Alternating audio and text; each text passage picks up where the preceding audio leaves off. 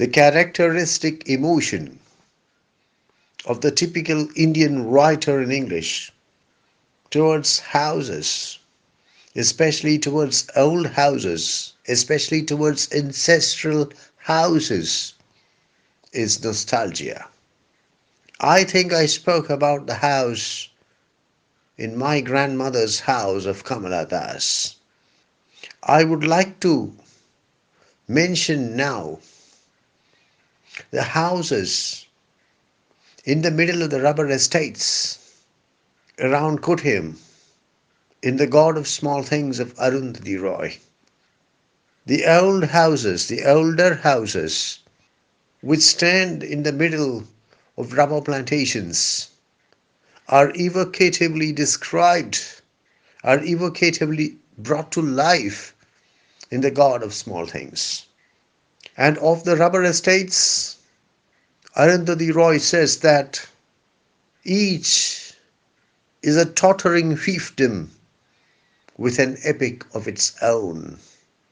Arundhati Roy describes each rubber estate as a tottering fiefdom with an epic of its own.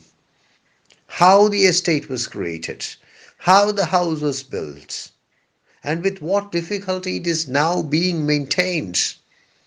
All this demands the attention. All this demands the span of an epic, each a tottering fiefdom with an epic of its own. In dramatic contrast to all this, we have the sharp irony used by A.K. Ramanujan against his own ancestral house in the present poem. Unread library books usually mature in 2 weeks and begin to lay a row of little eggs in the ledgers for fines. The Iyers and the Iyangars, the Tamil Brahmins, were among the first social groups in South India to take to English education. On the one hand, they projected themselves as the guardians of the ancient Vedic culture of Sanatana Dharma, and on the other, they became Anglophiles. They developed a passion for everything Anglo-Saxon. They became almost insane admirers of the English language, and they associated themselves closely with the British administrators and ended up holding offices in the British government. Some of them ended up holding very high offices under the British Raj. I am thinking of persons like K. Sheshadri Iyer, Diwan of Mysore, C.P. Ramaswamy Iyer, Diwan of Travancore, and Alladi Krishnaswamy Iyer, Advocate General of Madras.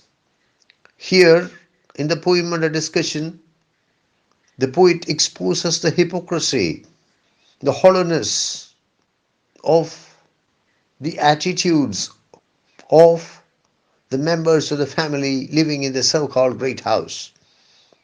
They seem to be more interested in borrowing books from the library than in reading them. The books can be retained only for 2 weeks. After that, the books start collecting fines. This precisely is what happens in the poem. The members of the family borrow books from the library and then forget all about the books. They are not so much interested in reading the books than in borrowing the books. As a result, the borrowers are fined by the library. This is humorously put, this is beautifully put by A.K. Ramanujan, who says, unread library books usually mature in 2 weeks and begin to lay a row of little eggs in the ledgers for fines. The little eggs are the ciphers, are the zeros, which are added with every passing day. The fine amount becomes bigger and bigger with every passing day, and the ciphers, the zeros, are recorded in the fine ledger. The borrowers do not read the books, but they end up running up huge fines. This is typical of the members of the family living in the so-called great house. The poet uses his brilliant powers of irony to expose their hypocrisy, to demonstrate the hollowness of their pretensions. They try to present themselves as great readers, as great scholars perhaps, but the fact is that they don't read the books they borrow, and the books are used by them only to run up fines. Silverfish in the old man's office room breed dynasties among long legal words in the succulence of Victorian parchment. Silverfish is a moisture-seeking pest that usually feeds on starchy material, including paper, including books. Silverfish in the old man's office room. The head of the family, the old man, the father, has an office room.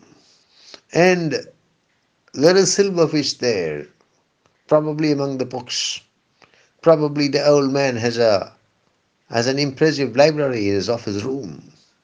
The profession of the old man is not made clear in the poem, but it would appear that he is a lawyer.